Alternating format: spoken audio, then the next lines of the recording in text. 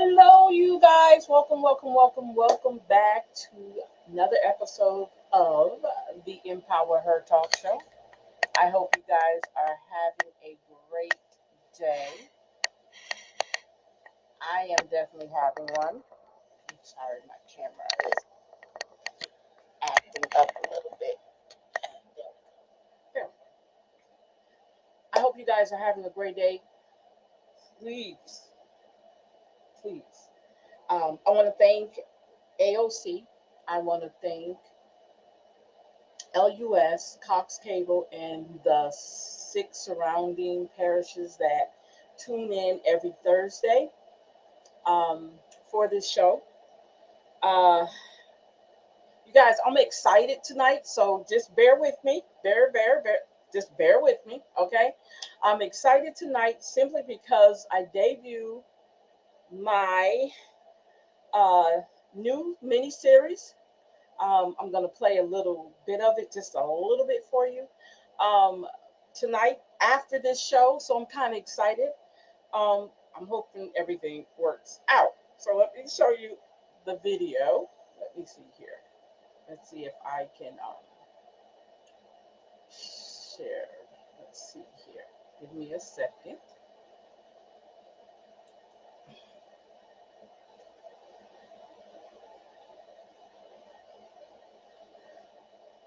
Okay, there we go.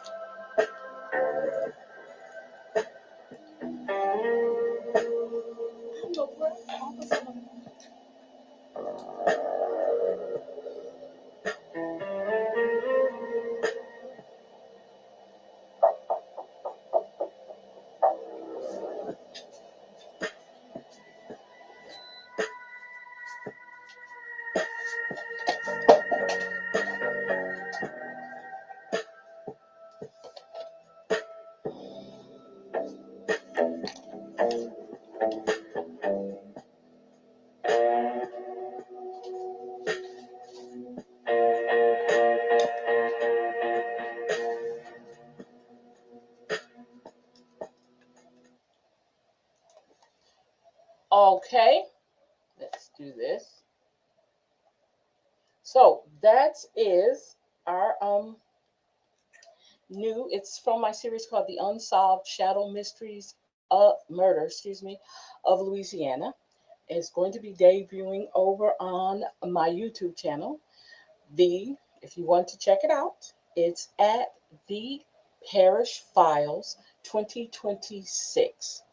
If you want to join me, I'm gonna try to get it going on time. So again, welcome to the Empire, Empire, Empower Her Talk Show. Please forgive me for my misspoken words tonight. I'm excited at the same time, but I know I got a job to do. I got to keep bringing this information to you guys tonight.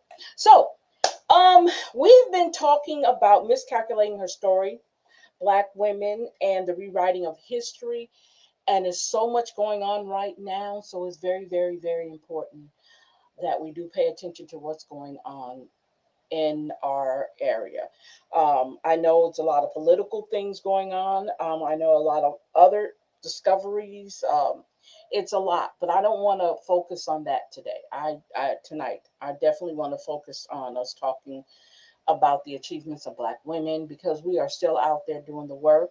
We are still out there screaming and hollering. We are still out there trying to make sure that our stories stay relevant. Each and every day, someone is creating their own history, and that is so important. So, we're going to go ahead and we just we're going to go ahead into chapter 7.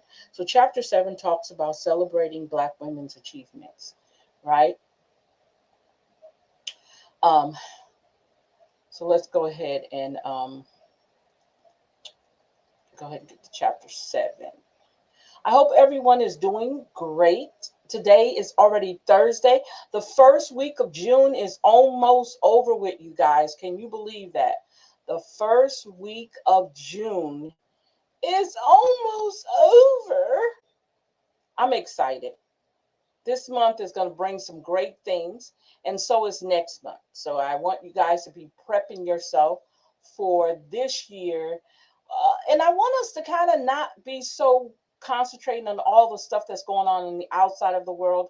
If it doesn't apply to your world, if it's not, directly right now, if it's not directly affecting what you have to do for yourself and your family, let's, just for right now, let's not get so caught up in it. Because we all are just so, I know a lot of people are frustrated with the way things are going, but look, you guys, you have to understand it never lasts forever. Okay, am I right? It never lasts forever.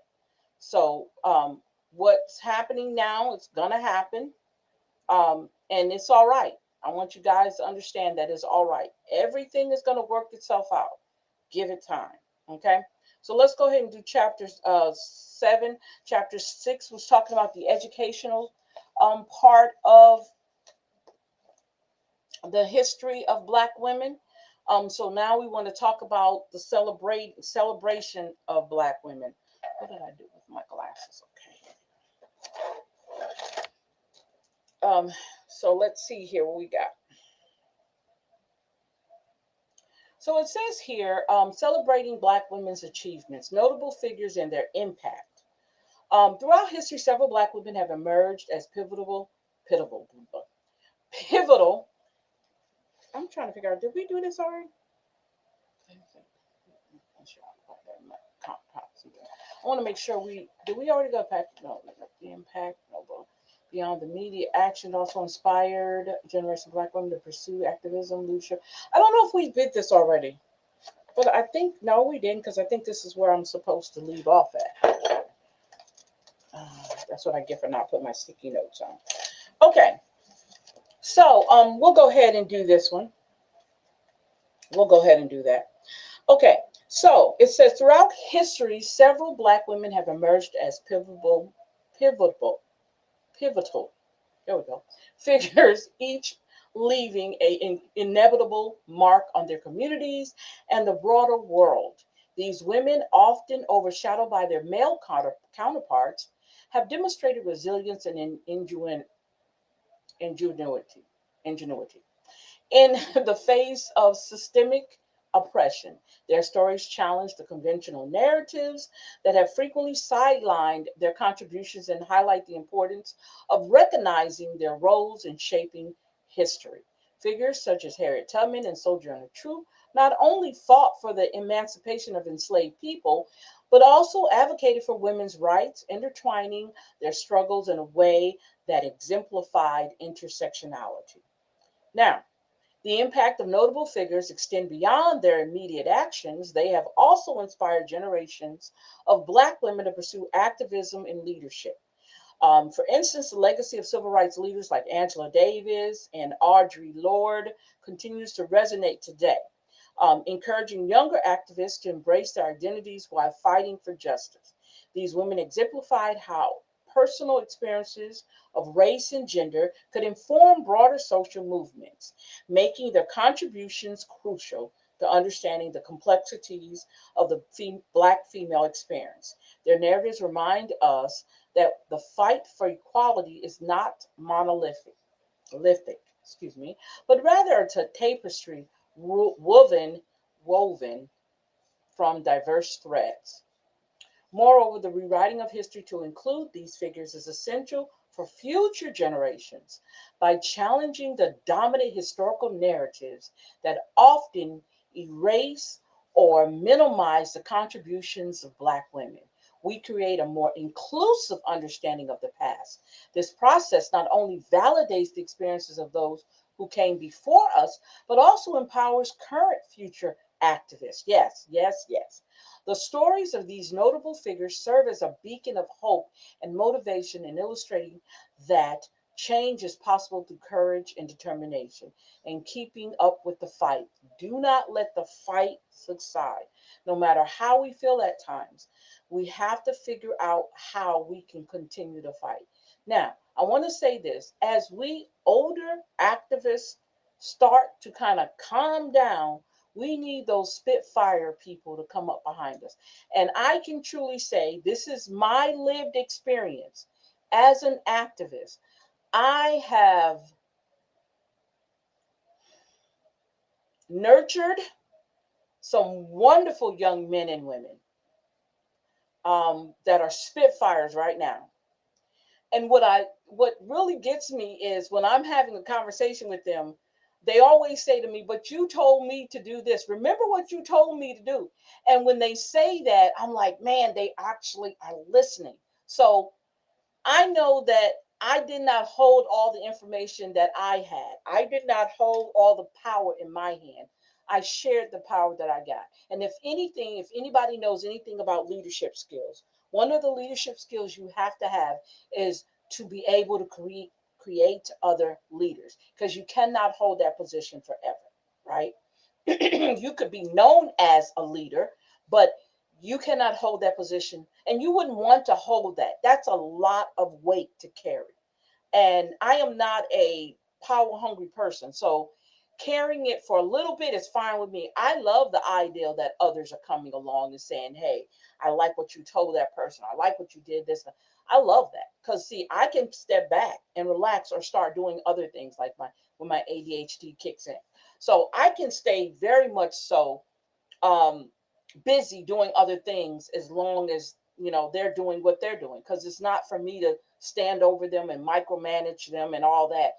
Let them be the leaders that they need to be because all you're doing is molding them. Everything else is on them. So I definitely can say that from my experience doing the things that I've done in activism, that I have actually set precedents in a lot of young people to step up and do their job because that's what their job is, especially if they're, and even some of the older people are actually doing the same thing. And some people already had it in them, they just didn't know how to bring it out. So I mean, and I'm not, this is not about me patting myself on the back. Please do not think I'm telling you that. I give you guys examples of what I know and what I've done. That's all I can do. Okay? And what I have experienced. And hearing people say that to me, young men and women that I've actually interacted with and talked with and actually taught some things to, they tell me that. Okay? So, in recognizing the contribution of Black women, we must also address the miscalculations that have occurred in historical narratives. The tendency to portray Black women solely as victims overlooks their agency and their proactive measures they took to instigate change. By critically examining these misrepresentations, we can better appreciate the multifaceted roles that Black women have played throughout history. Yes, this understanding fosters a deeper connection to our roots and encourages us to carry forward the torch of advocacy and empowerment. Finally, the celebration of notable Black women figures is not merely an act of remembrance, it is a call to action. As we honor their legacies, we're reminded of the ongoing struggles for racial and gender equality. Their stories compelled us to continue to fight and to ensure that future narratives are inclusive and representative. By amplifying the voices of those who have often been silenced, we reshape the historical landscape and inspire a new generation of Black women to rise and make their mark on history. Exactly. So, the importance of recognition and visibility. Recognition and visibility are crucial elements in the narrative surrounding Black women, as they often find themselves at the intersection of multiple identities. Historically, the contributions and experiences of Black women have been overshadowed by dominant narratives that fail to account for their unique perspectives. These erasures not only distorts the understanding of history, but also perpetuates that marginalization of Black women in contemporary society. By elevating their voices, acknowledging their roles, we can begin to reshape historical landscape to reflect a more accurate account of their contributions. So when we talk about that in a sense, we're talking about when you look at the media, okay, not social media, I'm just talking about media in general. When they have an opportunity to talk with a an activist, a professor, a teacher, an African American woman who's holding these positions, and how they like to ask questions to kind of twist their words. So when the story is told from the standpoint not of the person who's being interviewed, but is told by the standpoint of the interviewer, the one who's actually doing the interviewing. So their narrative is what gets pushed out, and not the narrative of the story or the struggle of the Black woman. So we have to understand how they tell our stories. And when they ask the certain questions they ask, how we answer them. Okay, so that's important. And how they write your story, what they say about you, and how they can paint this picture of you that's not, this narrative that all we do is complain, we have an attitude, we angry all the time. This same old narrative that keep pushing out, despite what we have historically had to go through, right? That's not important, right? What's more important is how we come off to them. And that's the issue that a lot of times that is being had when it comes to us being able to tell our story. Okay. So we have to figure out how to communicate with them, right? And make sure that when you talk or being interviewed, you make sure that you're telling your story and let them know. Don't get this twisted. What I'm about to say is my story. And no matter what you're asking me, I'm going to still tell my story. If I have to repeat the same thing over and over again in this whole interview, this is my story. And you have to. You have to say that. So the importance of recognition extends beyond mere acknowledgement. It serves a powerful tool for empowerment. When Black women are visible in historical accounts, it validates their experiences and reinforces their significance in the broader social context. This recognition fosters a sense of belonging and identity, allowing individuals to connect with their heritage and history. It is essential for the younger generations to see themselves represented in history, as this visibility can inspire them to continue the fight for justice and equality. Because nothing's worse than seeing a discouraged person who's doing all the work. I had an opportunity, and I don't know if I told you guys this, but me and my son had an opportunity to meet the Ferguson, the young women and men who were activists for the Ferguson situation, right? And we actually had a chance to visit with them. We actually went through a whole program with them. And the stories that were told to us by these young men and women were like, what? Instead of them having family members that supported them, some of them got kicked out of their homes. Their family didn't want to have anything to do with them. I mean, the stories were so sad because they thought that they were doing something that would make things better for them and their communities. Yeah. And these were young people. These were people from the ages of probably 17 to 25. They thought that their families would be there for them, support them, and everything. And the stories we heard, I was like, oh, what? They're not even proud that you're doing this? So I was kind of shocked and hurt at the same time because I know if my son wanted to do it, I would totally 100% because he's got a mama who's like that. I can't be mad at him because he wants to fight a fight. That wouldn't make sense to me. To say, oh, no, don't do that. Don't get out there. I'm not going to support you. I'm not going to be there for you. No, no. Because in that case, my mom would have did the same thing to me. But I got it from her. So if you're a mother and you have a child that believes in what they believe in when it comes to politics, when it comes to community, don't discourage them. Let them do that. Be an example. If nothing else, be that example to them.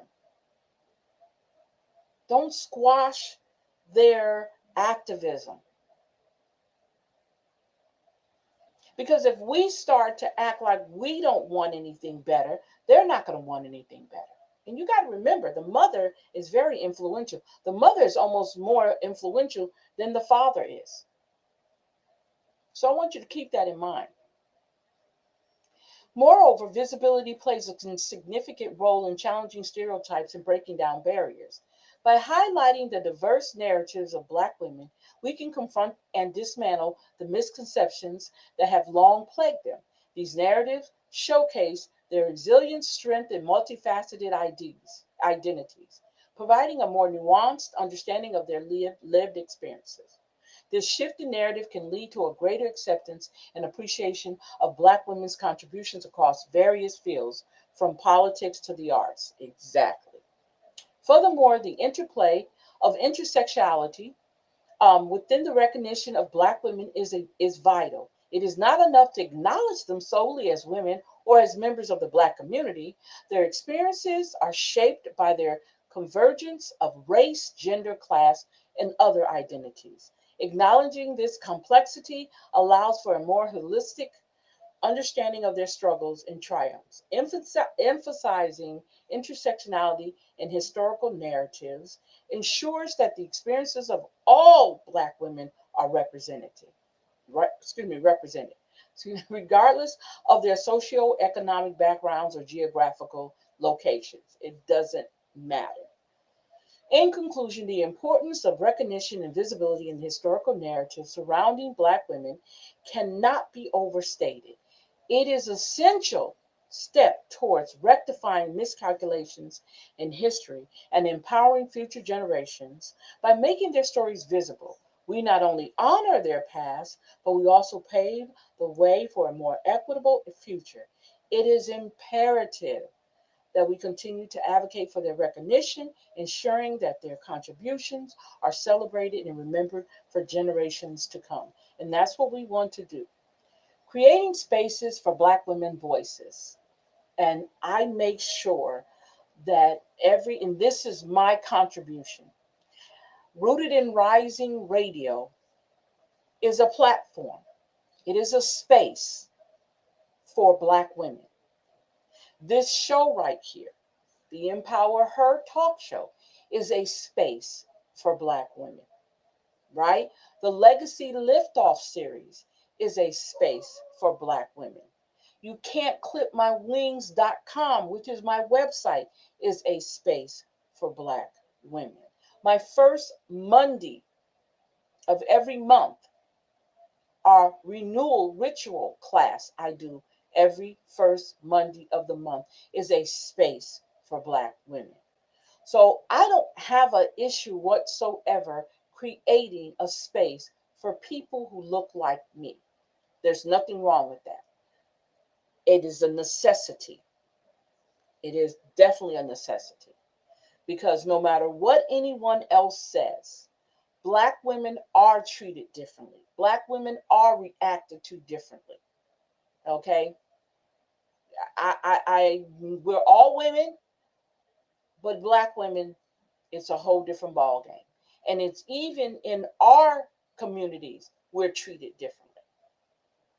And a lot of the hate and the bad narratives that they give us, it is not even warranted. A lot of Black women, because I talk to them all the time, they do not feel like they are appreciated.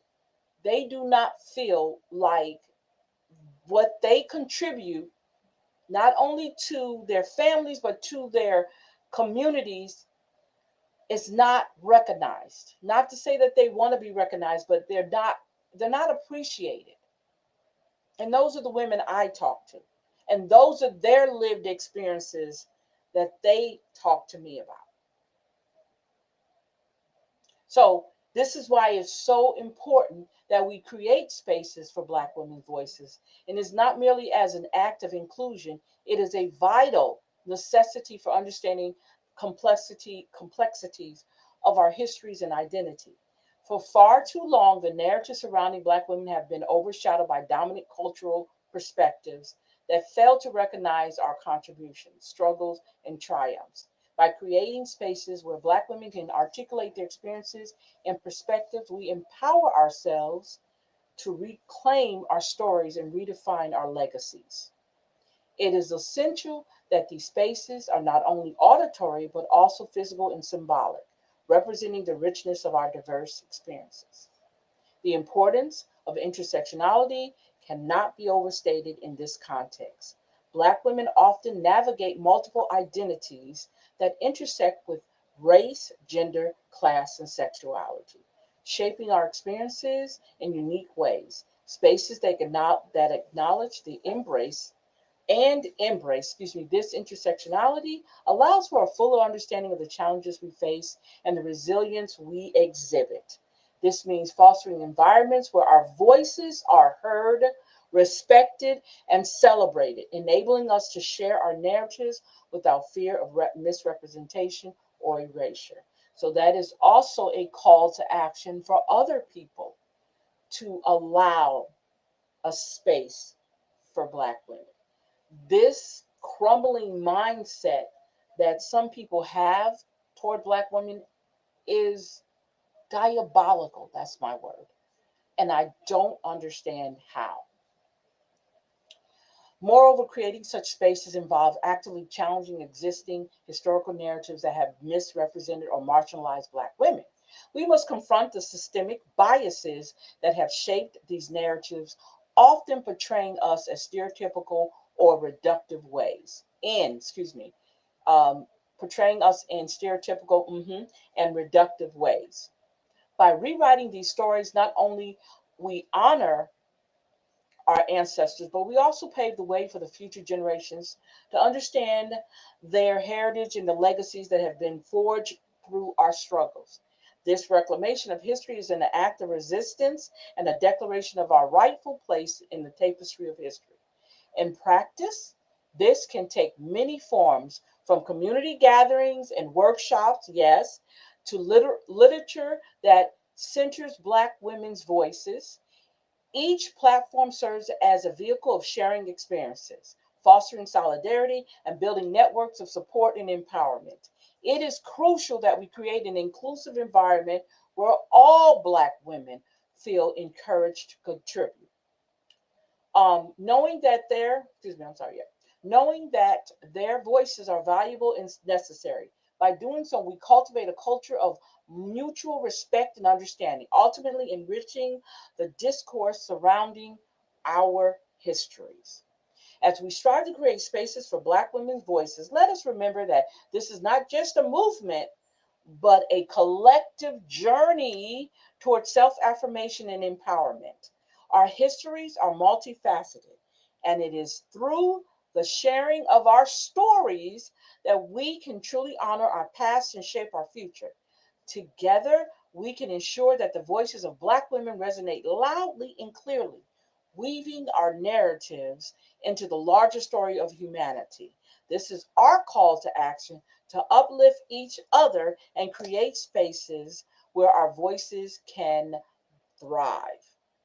Wow, that is deep.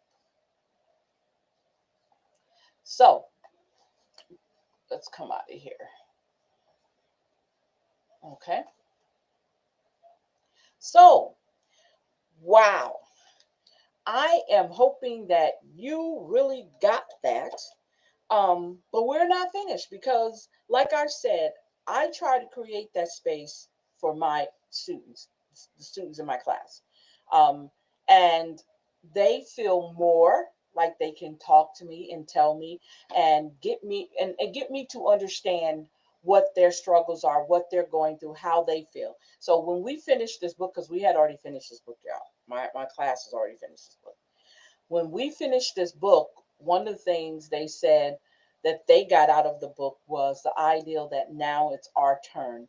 We're called to action to make things happen, and we have to. And another thing is they're saying the stories that we tell about ourselves have to be where we continue doing the work of advocating and also telling others and getting our young people more involved, our young Black women to get more involved in what's going on in their community. So I was like, man, okay, y'all did good, y'all did good.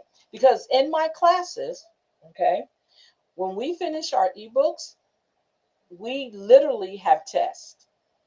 Matter of fact, they're in the process of doing tests for the first chapter because we're not finished 1 through 5 in the book we're working out of now. The book we're working out of now is Inner Strength, Developing Emotional Intelligence for Everyday Life. So that's the book we're working out of now. And we just finished with chapter 5, I think. Yeah, because no, I'm sorry, we're on chapter 7 when we come back Saturday. So those classes are usually Wednesdays and Saturdays. We gained another student, so I'm very proud of that. And we do it on Wednesdays at 7 o'clock, which we did a class last night. And then on Saturday we do one at 7:30. So they're in the process of doing a test for chapters 1 through 5, um, and they have to have that ready by Saturday. I'm giving them that chance to have that ready by Saturday. Um, we just what did we do before then? So with this book, we did. I think we had 2 different tests we did for this book, and then we did some vocabulary. We did some vocabulary words for this book, and then they had to summarize what they learned.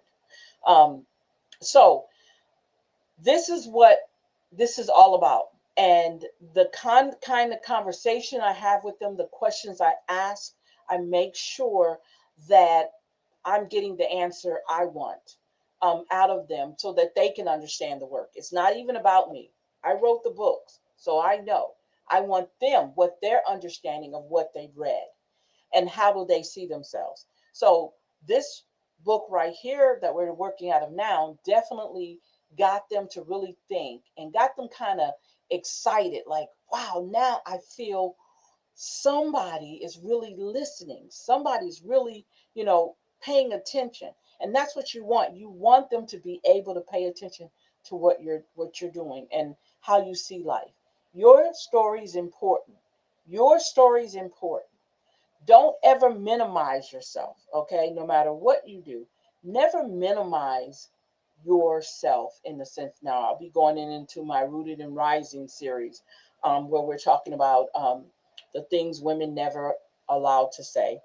And we also have one called Survivor Mode Nation, which is on the radio show. The podcast will have a Saturday morning radio show on Rooted and Rising, and we're talking about the Survival Mode Nation. On our podcast on Substack, if you want to check me out on Substack, I just did one. We're talking about the things women are never allowed to say, and we just finished talking about how healing feels lonely. So you guys are missing a great treat. So you can check out my Substack too, if you want to. And that podcast I try to do Monday, Wednesdays, and Fridays. Sometimes I don't catch the Mondays, but I'll either come back on that Tuesday and I might do it on Wednesday. But I try to kind of keep my schedule going because you never get enough of information, and I'm an information person. I love giving out information, and I love to keep people abreast of what's going on. That's just a big thing for me. So, so what did we learn out of this? Out of celebrating Black women's achievements, understanding where they stand, allowing them to talk about their stories, not shutting them up or not minimizing how their life is and how their lived experiences are. All of those things are so important. And we definitely have to make sure we're being able to um, make sure that we're listening, because a big thing, well, we have been teasing each other in the class talking about active listening. Listen, not to listen to respond, but listen to learn something and then ask questions later. And that's something a lot of us don't know how to do. We really don't know how to actively listen. We listen to respond. So, what do you mean by listening to respond? When someone says something, instead of you actually hearing what they said, you're going to respond to certain things in the conversation that you heard. That's not how it works. That's not how it works. Okay? Active listening is allowing somebody to continue to talk, hit them with eye contact, making sure and nod your head, right? If you want to write down a note, write down a note. So when they're finished talking, you can go back to those notes and ask questions, almost like an interview. Okay? And it keeps you knowing, you keep that person who's talking, you make them feel like they're comfortable, that they can, continue talking with the conversation. Because you also want to understand that you're trying to learn something too. Because that sometimes is a problem for some of us. We don't want to learn too much. Oh, I'm not going to put that there, but it's so important. Because if you want to feel important from your standpoint, you should always be able to make other people feel important. And sometimes that's hard for us. Um, Especially if we're a little bit narcissistic or egotistical or arrogant or just cocky or just don't care. But you definitely want to make sure that you are paying attention to what people are saying, right? By looking them in the eye, by nodding your head like, okay. And if you can, like I said earlier, write a couple of notes down, things that you heard them say. So when they complete their conversation, when they finish talking, now you can go back to some of your questions and ask the questions. And then actively listen to the answers that they give you. But again, lots of times we don't understand that. We only understand the idea that we're going to respond to whatever they're saying, especially if it's something you don't agree with. If it's something you don't agree with, you're not gonna do it. I'm just saying. You're like, okay, because you can agree, you can disagree. I had made a post on Facebook and I had said, you're entitled to disagree with me, but don't insult my intelligence. Okay, I don't mind you disagreeing with me, but I'm not stupid. Okay, far from it. Okay, um, you might think I am, but I'm not, and that's what you have to tell people from time to time. You have to talk to them like that because sometimes people don't understand niceness. You have to be blunt. You have to be upfront with some people. They don't understand what niceness is, okay? Or you being polite to them, okay? Because they don't get that. Give me a second here. So, we will be talking chapter 8 when we come back, and it's actually the last chapter for this book, okay? And maybe I should give you a quiz and get you to answer the questions, you know? And another thing, if you become a student in my class, you get the ebooks free. But if you just want to purchase the book, I'm not selling anything. I'm just letting you know you can go to my website and look on there. I think, yeah, the new book is not on there, but the book right here, the Miscalculating um, ebook, is definitely on there. So if you want a copy of that, you can. I would take the class because then you don't have to spend the money. But to each his own. Um, Not to say that I want you guys want to hear me talk, but I'm just saying. Um, Look, I'm just saying. I'm just letting you know. So in the process, I want to play a little bit of music with you guys. Let me say this. This is my music, okay?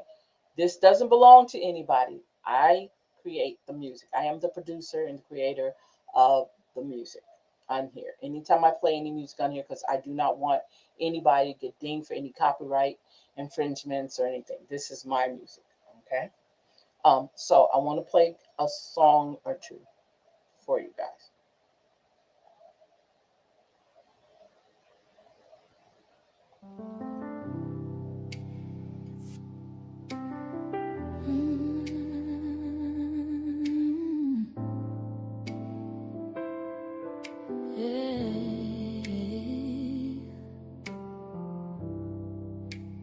Woke up to my own reflection.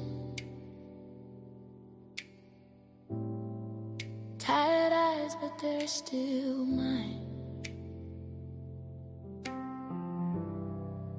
Used to list all my imperfections, like I was standing in a courtroom line.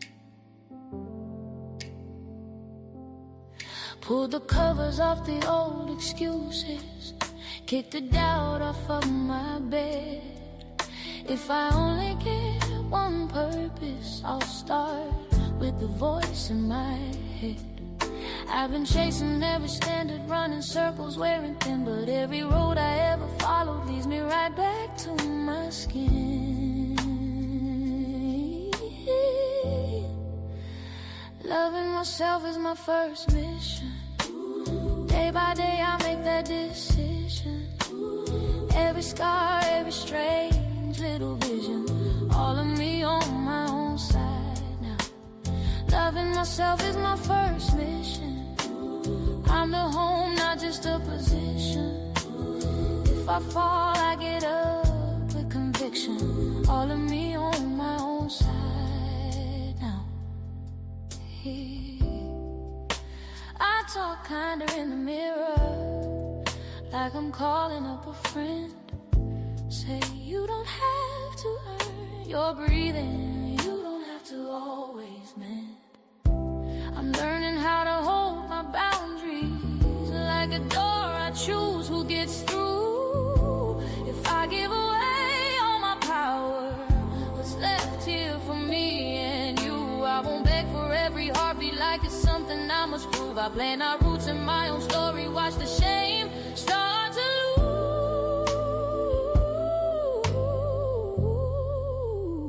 Loving myself is my first mission. Day by day I make that decision. Every scar, every strange little vision, all of me on my own side now. Loving myself is my first mission. I'm the home, not just a position. If I fall, I get up with conviction. All of me on my own side now. Oh, I'm not perfect, I'm in process. I'm a canvas dripping wet. Every line that's seen as too much is a part I won't forget. Oh, I'll be patient with my progress. I'll be gentle when I'm wrong. I'm the person I come back to. That's the center of the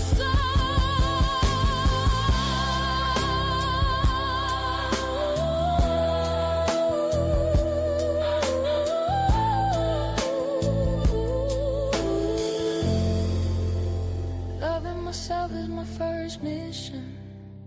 Day by day I make that decision. Every scar, every strange little vision, all of me on my own side now.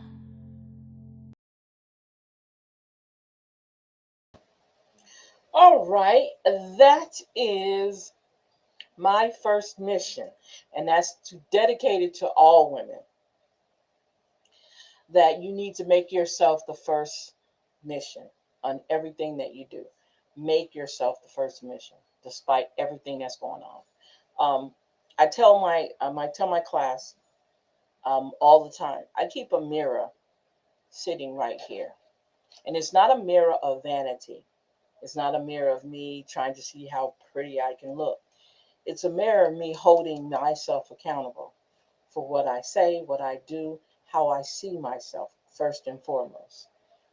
I have to be able to see myself in a way that I'm comfortable with me. Because when I'm not comfortable with me, that's going to show in everything that I do, right? So it's important that I pay attention to how I talk to myself, how I love myself, how I cherish myself, how I hold myself accountable. All those things play a major part in me showing up. And this miscalculating ebook, just talking about that, we have to look at the dynamics of when people don't tell our stories correctly and how it positions us mentally and emotionally, right? And when people seem to create this narrative that we are a problem to them, that um,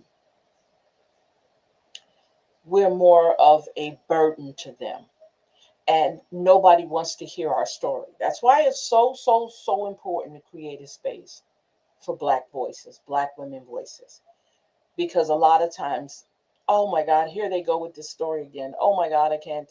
You get that. Y'all always complaining. Y'all never satisfy you. But again, when you don't understand someone's um, story and you lump us all together, the consensus that you get is that we don't have a right to voice our opinion. And it's amazing that now they're saying they have, some people are saying they have Black people's fatigue. What is that? Or no, let me say Black fatigue. What is that? When I hear that, lots of times to me, it sounds like guilt. It sounds like somebody's guilty of what that mirror is showing them, what that mirror is showing them about themselves. And some people are soulless. And I'm going to be honest with you, there are a lot of people out there that are soulless. We think, that they really care, and they know there's a lot of people who are they don't have a soul. So anything, you can hear anything come out of their mouths. Yeah, you can hear anything come out of their mouths. And you would be shocked at how they say things and think that it's not important, and think that our voices are not important, and what we have to say, our experiences are not important, but they are. And I'll tell any woman out there, whatever it is, any Black woman out there who has experienced this and don't have anywhere to talk and speak their truth, we are always available for that. We are always available. If you want to talk to us or talk to me and you want to be part of our community, hit me up. I know everybody's not on Facebook. I know everybody doesn't do a lot of social media. I get that. You can email me, because we give the spaces for you to talk. But in the process of you talking, we're going to do some learning too, because that's my forte, educating and teaching. So definitely, if you just need someone to talk to, I had a person call me yesterday, and they were venting. It was no need for me to even, I let them vent. And the idea that I was getting ready to start my class, they called like literally 2 minutes before my class got started. But I had to go in and tell my students, you guys, I'm coming, I'm coming, I'm coming. But I knew how important it is to hear that person.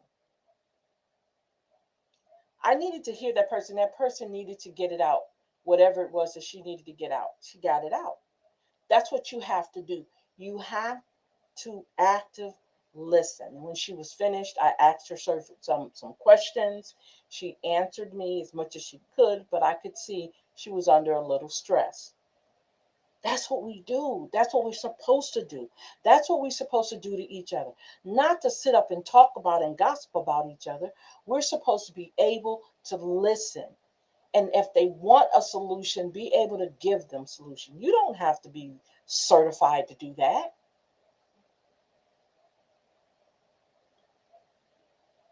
And it's not always about being there for your friends, strangers, people who don't know you personally, and you've had an encounter with them, and they feel the need that they want to tell you certain things. Let them. Don't take that and run with it. Learn how to be responsible enough to be confident in what that person is directly telling you. Show them that you can be confident, that they don't have to worry about any of the information you're sharing with them will get out. And that's another thing sometimes we have a problem with. It's not, you don't have to tell someone stories. I didn't sit here and describe to you what she talked to me about. I just know she needed to vent. And it was information. It's not for me to sit here and tell you exactly what she talked about, but I could hear it in her voice. So that's how you are able to communicate and people trust to talk to you. You have to make yourself open so people can trust you and that they can come to you and talk to you. We all need that person they can go to and talk to. We all need that without judging and without creating more of the chaos, right? Adding to it, getting someone to think a different way that's going to be negative and not something positive. Getting somebody who's already riled up, getting them worse, really, really riled up, you know, that's possible that you can do that. That you can actually talk to them in a way that you don't have to get them more riled up than they already are. You don't need to get them by telling them certain things. You don't have to do that. Allow them, allow them to do just that.